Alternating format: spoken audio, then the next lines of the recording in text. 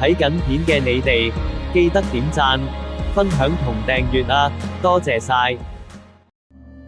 出發去芙蓉鎮，沿途都有好多電瓶車穿梭來往，穿過黃村古街嘅牌坊，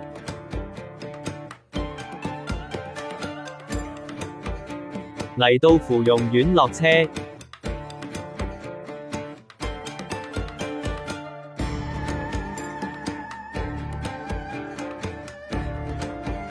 再喺大街小巷穿梭，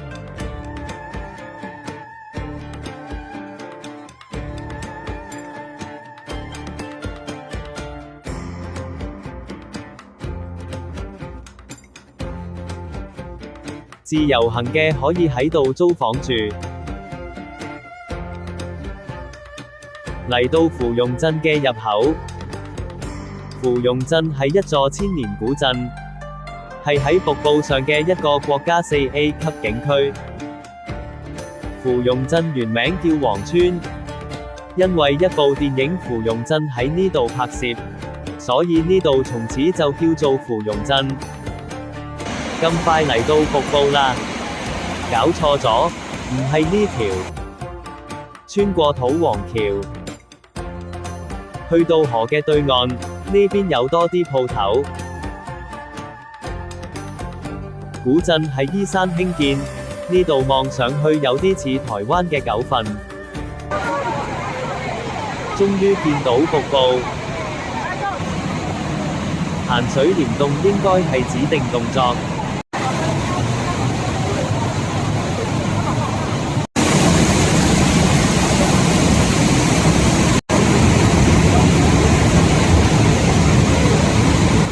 啲水真係好澎湃，我兩隻手臂都濕晒。呢啲真係叫倒水咁倒。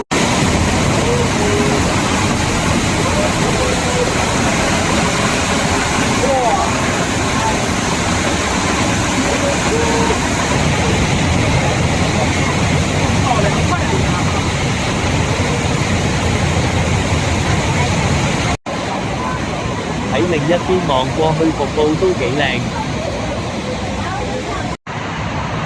行高啲感覺又有啲唔同，行遠啲又係另一番景象。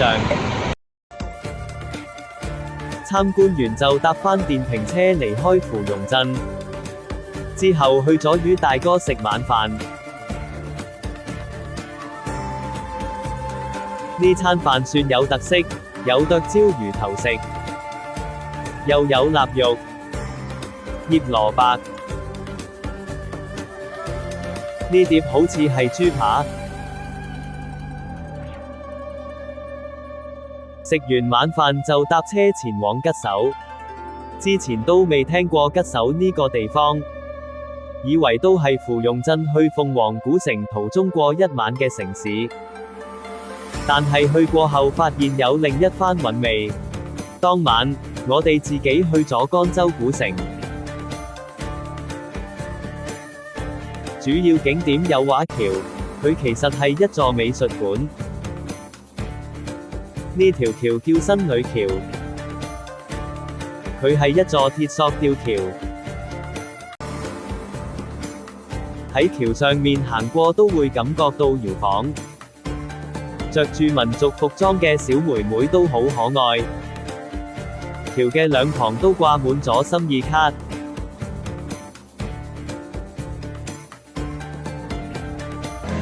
沿途都有唔少酒吧。最後睇埋風雨橋，都要同江州古城講聲 thank you。夜晚入住雙全陽光酒店，2張大床、電視、茶几同梳化。座廁、浴室同埋洗手盆。第二朝食早餐終於少返啲人，可以影下啲食物啦。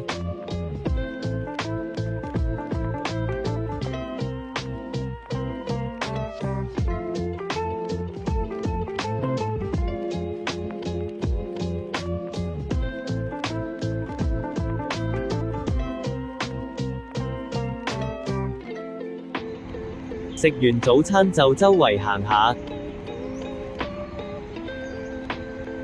酒店對面有個公園，有好多人耍緊太極。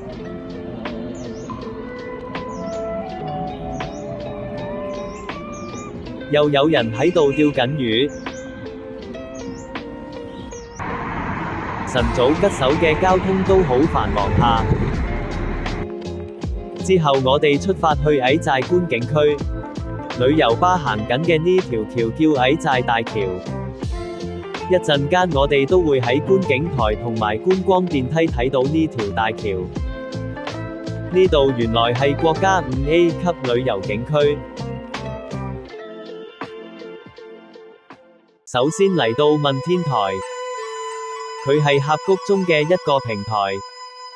去嘅方法就只有行樓梯行上去。點解呢個平台叫問天台呢？相傳戰國時期，屈原流放到湘西，登上呢個平台仰天叩問，創作咗長詩《天問》。問天台因此得名。企喺問天台上面可以睇到四周峽谷，同埋雲霧繚繞。不過嚟到問天台都要注意安全，因為呢度四周都冇圍欄。跟住去咗懸崖棧道，喺棧道望出去，下面就係蜿蜒嘅車路，前面就係高高嘅山峰同埋好似仙境般嘅雲霧。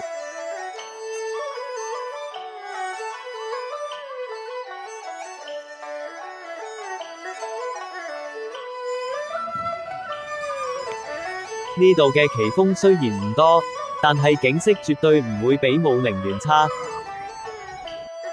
呢三支豎起嘅怪石就叫佢三姊妹峰啦。點解唔叫三兄弟峰呢？因為三兄弟做咗薯條三兄弟。玻璃棧道好似喺呢一帶嘅景區係不可或缺。喺呢度行係唔使着鞋套㗎。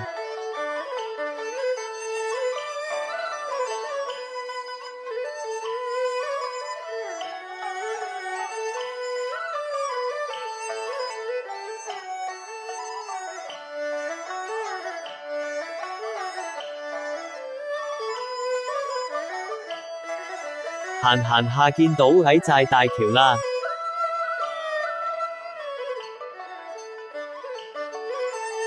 去觀景台可以選擇行樓梯或者坐摩氈。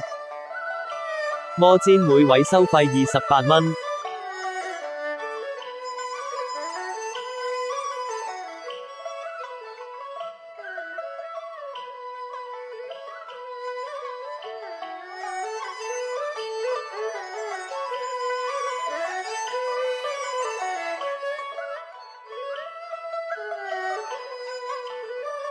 唔坐摩氈嘅就可以行樓梯上嚟。見到個橋墩啦，不過食晏先，呢度係食晏嘅地方。開飯啦！食完飯嚟到觀景台，可以一覽大橋嘅雄峰。矮寨大橋跨越德坑峽谷，係世界上峽谷跨徑最大嘅鋼衡梁懸索橋。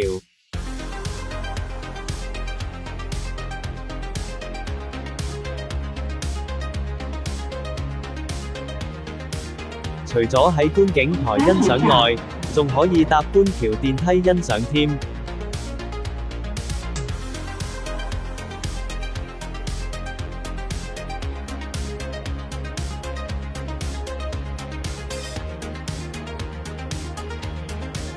橋上面就行車，橋下面就行人。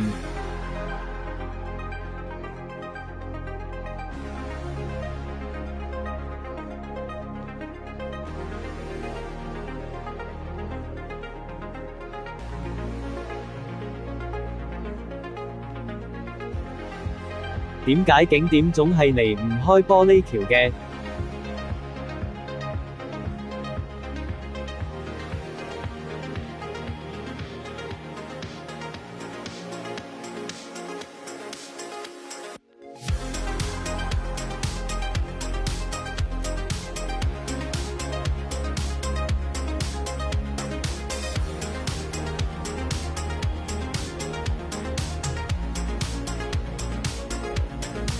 參觀完就搭電瓶車離開矮寨景區。